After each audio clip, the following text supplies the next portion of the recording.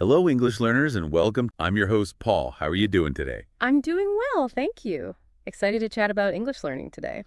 Let's face it, when you're learning English, it can sometimes feel, well, like you're walking on eggshells, right? Every time you open your mouth, there's that little worry. Am I going to get it wrong? Yeah, that fear is real for so many learners. But what if we flip that idea, Yeah. like totally on its head? Okay. What if those very mistakes you're trying so hard to avoid are actually your secret weapon? How you can stop overthinking and start speaking more naturally. Let's do it. So the sources immediately home in on why so many learners get caught in this loop of overthinking before they speak. It's incredibly common, apparently. Very common. But what are the primary drivers? Well, one of the most powerful forces the material highlights is fear. Specifically, the fear of making mistakes. Yes. It's that persistent little voice, asking, is this grammatically correct? Did I pronounce that right? What if they don't understand me? What if I sound foolish? Exactly that. And the paradox the sources point out is that this fear often completely prevents the very thing you need to do to get better.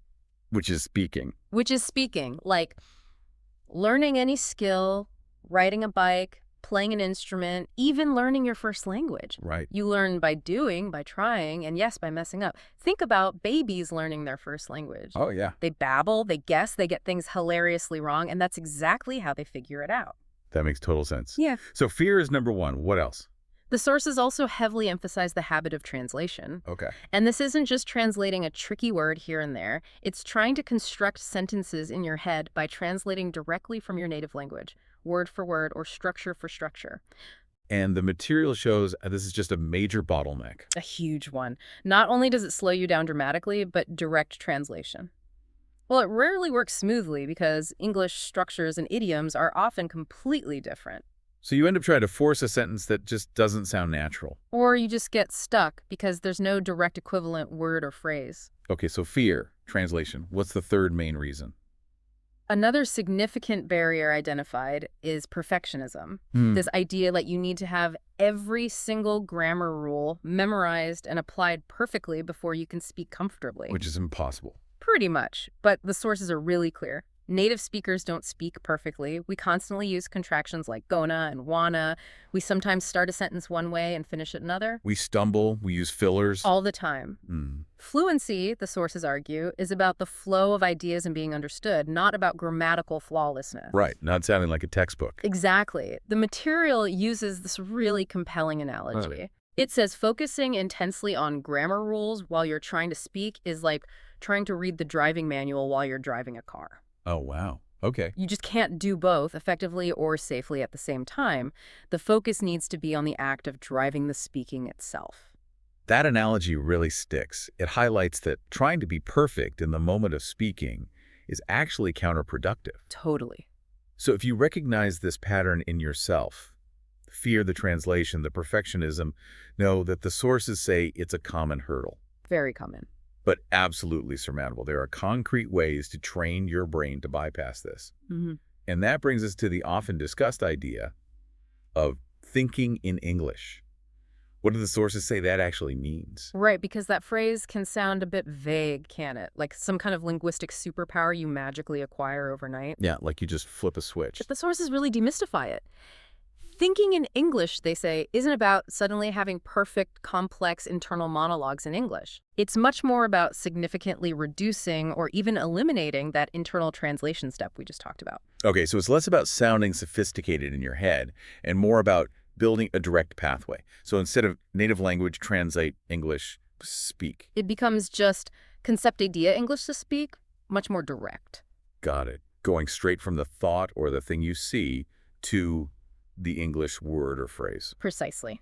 And the sources detail the very real benefits. Speaking faster, feeling less hesitant, more confident. That sense of words just coming to you more easily, maybe. Yeah, exactly. And the material gives permission to start small, which I think is great. Yeah, that's encouraging. You don't need to jump into complex internal debates in English right away. It suggests starting by simply naming your world. Naming your world. How does that work? Look at objects around you right now, wherever you are listening, and just think the English word. See a chair. Think chair. Not the word in your first language, then chair. Just straight to chair. Just chair. Or describing simple actions internally as you do them. I'm closing the door. I'm opening my laptop. Ah, okay, so you're building an English reflex. That's a great way to put it. Training your brain to associate the concept directly with the English word or simple phrase without that detour through your native language. And the sources offer some really practical daily tips to cultivate this. Yeah. One simple one they mention. Change the language settings. Exactly. Change the language on your phone, your apps, your computer to English. Instant, low-stakes immersion right there in your pocket. That's a good one. Another great tip from the material: embrace your English inner voice. Our internal chatter. Yeah, we all have it. Try to consciously shift some of it into English. Even simple things like, okay, where did I put my keys? Or, what should I eat for lunch? Just narrating little bits of your day to yourself in English. And this feels related to another technique, shadowing, which we'll get to later. Okay. But the sources also suggest watching short English videos and repeating sections out loud. Not just listening, but actively repeating the lines. Yes, focusing on the rhythm, the intonation, the flow, almost like mimicking the speaker. It trains your mouth and ears together directly in English. So it's physical as well as mental. Definitely. And finally, they suggest keeping an English-only notebook or journal. Ah, writing practice. Right. Write down shopping lists, thoughts about your day, summaries of things you watched. It reinforces using English for expressing ideas directly away from the pressure of a live conversation. So thinking in English, as the sources define it, is really a practice, isn't it? Not a switch you flip. Absolutely. It's about consciously creating these small English-only spaces in your mind and your environment throughout the day. Gradually training your brain to bypass that default translation route. And making speaking feel more intuitive over time. Okay, that makes sense. It's about building habits. Exactly. And building on that foundation, the sources lay out some really specific techniques designed to help you speak English more naturally. The actionable stuff. Yeah, specifically targeting that overthinking reflex we've been talking about. Let's get into those methods the sources recommend. These are ways to help you speak without freezing, translating, or getting bogged down in perfect grammar. Okay, the first technique the material highlights is called rapid speaking, or sometimes free speaking. Rapid speaking sounds intense. It's deceptively simple, but actually quite powerful. Here's the core idea from the sources. Set a timer maybe just for 1 minute to start. Okay, 1 minute. Pick any topic, literally anything, your morning routine, what you see outside, a movie you like, and just talk. Nonstop. Nonstop. What's the key? The absolute key is do not stop to correct mistakes or search for the perfect word. Just keep the English flowing, even if you stumble or repeat yourself. Fluency over accuracy is the goal here. Just keep talking no matter what. Exactly. This technique, according to the sources, quickly builds confidence by forcing you to prioritize getting the words out. It trains your brain to keep going. You can do it daily. Should we try like a super quick demo? Yeah. Maybe 15 seconds? Sure. You go first. Talk about your breakfast this morning. Go. Okay. Breakfast. This morning I had toast. Just toast with butter. And coffee. Black coffee. I usually have something simple because I'm rushing. Done. Perfect. It doesn't need to be profound or grammatically spotless. The goal is simply maintaining that output, pushing through the hesitation. Okay, I can see how that would help. What's the next technique the sources recommend? Next up, chunk learning. This is about shifting your focus from learning individual words to learning and using common phrases or chunks of language. Chunks, like groups of words that often go together. Precisely. So instead of just learning the word idea and then trying to build sentences around it using grammar rule. Now you learn phrases like, that's a good idea, or I have no idea. Exactly. Or what's the big idea? Where did you get that idea? These ready-made phrases. The sources explain that this is how native speakers often acquire language and retrieve it quickly.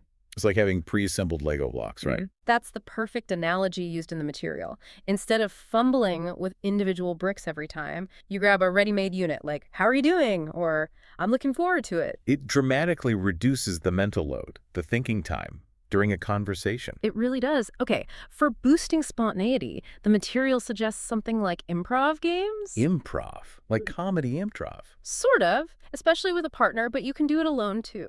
One person gives a random word, and the other has to speak about it for, say, 30 seconds without any preparation. Okay, let's test this out based on the source's idea. Give me a word, any word. All right. How about umbrella? Umbrella, okay. Mm-hmm. An umbrella is useful when it's raining, obviously. I always seem to lose mine. I think I have about 3 broken umbrellas somewhere in my apartment. They get caught in the wind. Yeah. Yeah. useful but annoying. Nice. See, that requires your brain to react instantly in English without planning. It's challenging, but it trains that spontaneous connection between a concept and speaking. I felt my brain scrambling there. Okay, Sure. what else? And a technique the sources really champion, one that feels a bit strange at first but is incredibly effective, is shadowing. Shadowing. Okay, explain that one. This involves listening to a native speaker, maybe from a podcast like this one, a TV show, a YouTube clip, and speaking along at the exact same time. At the same time, like an echo. Exactly like an echo. You're mimicking their rhythm, their pronunciation, their intonation, even their emotion as closely as you can simultaneously. Wow, that sounds hard. It can be tricky at first, but the material suggests this technique helps train your mouth, your tongue, and your ear muscles to feel the patterns and sounds of English directly. So you're bypassing the analytical brain again. Largely, yes. You're focusing on the physical and auditory performance of the language. It's about internalizing the music of English, not just the words and grammar. Interesting. Okay, one more technique. One more practical one mentioned in the sources is using images or objects as prompts. How does that work? Simply look at a picture, maybe on your phone or in a magazine, or pick up a physical object near you and just describe it out loud. Don't write anything down first, just speak. So if I picked up my mug, You'd say, okay, this is my mug. It's blue. It has a handle. I drink coffee out of it every morning. It feels warm, just whatever comes to mind. and this helps because It encourages your brain to connect the visual or tactile input directly to English output. You're not translating from your native language description. You're practicing expressing what you see or hold using the English words available to you. another way to build that direct route. Exactly, strengthening those English-only pathways. These are great practical techniques. But fundamentally, underpinning all of them, the sources heavily emphasize the importance of mindset, don't they? Oh, hugely. Mindset is critical. And one of the most important shifts identified is letting go of the need to be perfect. We keep coming back to that perfectionism thing. Because it's such a blocker. The material is clear. Pauses are normal. Using filler words like or is normal. Making grammar mistakes is completely normal and part of the learning process. Fluency isn't about sounding like a perfectly programmed robot. Not at all. It's about effective communication and flow. Think of it like building any muscle. It gets stronger with use, with practice. Not with perfect form from day one. Exactly. The sources really push this. You have to use the language, speak more, and consciously try to think less about errors, find ways to enjoy the process, even the messy parts. And speaking of putting it into practice right away, Yes, the sources suggest a specific, simple activity you can do starting right now. It's kind of a mini challenge. okay, this is where you, the listener, get to apply some of these ideas based on the source's recommendations. You're going to speak out loud for 30 seconds. Just 30 seconds. Wherever you are, if you can, take a moment. The rule is speak nonstop for 30 seconds. Nonstop. And remember the key point from rapid speaking. Do not stop or pause to correct yourself. Just keep talking. If you get stuck, repeat a word, say, or just make something up. The goal is continuous English output. Okay, you ready? Based on the source material, topic number 1 for your 30-second challenge is, what do you usually do in the morning? All right, 30 seconds. Go. Pause for 25 seconds. Keep going. Just let the words come out. Don't judge it. Almost there. Yeah. And stop. Nice work. Great job. Seriously, if you did that out loud, you just gave your English-speaking muscles a real workout. Okay, let's try another one straight away. Topic number 2 from the sources. Talk about your favorite food. Why do you love it? What's it like? 30 seconds again. Ready, set, go. Pause for 25 seconds. Don't stop. Describe it. Explain why. Just keep the English flowing. Keep going. Excellent. And stop. Fantastic. The sources really stress that doing this kind of brief, low-pressure speaking exercise daily is incredibly effective. Daily. Even just for a minute or two. Yes, it builds that comfort and confidence quickly. You don't need a formal setting. You just need a moment and the willingness to open your mouth and let the English come out. And that consistency, the sources argue, is where the real change happens. Right, absolutely. Even just a few weeks of consistent practice with these techniques, the rapid speaking, the chunking, the shadowing, these mini challenges can lead to noticeable changes in how comfortable and quick you feel when speaking. Progress might feel slow sometimes, though. It might, but the sources remind us it's happening internally as you build these new neural pathways. You have to be patient with yourself, be active in your practice. And trust that your brain is making the connections. Exactly. Trust the process. Okay. Drawing from the sources, let's quickly tackle a few common misunderstandings or myths that tend to hold learners back. Good idea. Myth-busting time. All right, first myth. I have to speak with perfect grammar to be fluent. True or false? Absolutely false. And the sources are very, very clear on this. Fluency is about communicating your ideas effectively, being understood, having that flow. Not about flawless grammar. Not at all. Native speakers don't achieve that, so why should you feel pressured to? It's an unrealistic standard. Okay, myth number 2. I need to translate and plan the entire sentence perfectly in my head before I dare to speak. Again, false. And the sources explain why this is so detrimental. It's that translation bottleneck we talked about. It slows you right down. Real conversation is more spontaneous. It's spontaneous, it's often messy. You have to trust that your brain has the resources, the words, the chunks you've learned, and just start speaking. Let the sentence evolve as you go. Trust the process again. Myth number 3. If I make a mistake, people will judge me or laugh at me. Ah, that fear again. It's a powerful one. But the sources counter it with the reality that, honestly, most people are incredibly supportive of language learners. They admire the effort. I know it's hard. Exactly. And if someone does react negatively, well, the sources suggest that says far more about their character than about your brave attempt to communicate in another language. Right. Mistakes are proof. You're trying, you're stretching, you're actually learning. You should almost be proud of them. You absolutely should. They show you're in the arena doing the work. Okay, and the classic question. How long does it take? How long until I can speak without thinking so much? Yeah, everyone wants a timeline. The sources indicate, predictably, there's no single answer. It depends on so many factors. Your starting level, how much you practice. Exactly. But the key takeaway is that consistent, focused practice using techniques like the ones we discussed can accelerate the process significantly. You might feel a noticeable shift in just a few weeks. Even if you don't suddenly sound like a native speaker overnight. Right. It's about feeling that internal change, less hesitation, quicker recall. Progress is happening constantly beneath the surface, even when it's not obvious. So trust that internal progress. Keep showing up for the practice. Believe it's working. All right, friends, we've covered some significant ground in this deep dive into the sources on speaking English without so much overthinking. Yeah, we really unpacked a lot. We looked at those core reasons for hesitation, the fear of mistakes, that tricky translation habit, and the trap of perfectionism. And how the sources frame these not as personal failings, but as common hurdles to actively overcome. Then we explored what thinking in English really means according to the material. Not some magic trick, but building those direct English-to-concept pathways.